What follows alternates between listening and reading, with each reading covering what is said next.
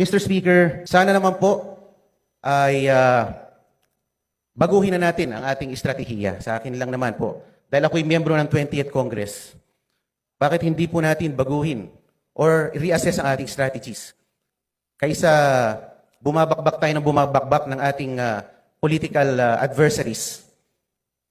Bakit di na lang po natin galingan? Total, meron naman po tayong 3 taon pa para ipakita na tayo ay mahusay din sa pamamalakad. Ang akin lang naman po,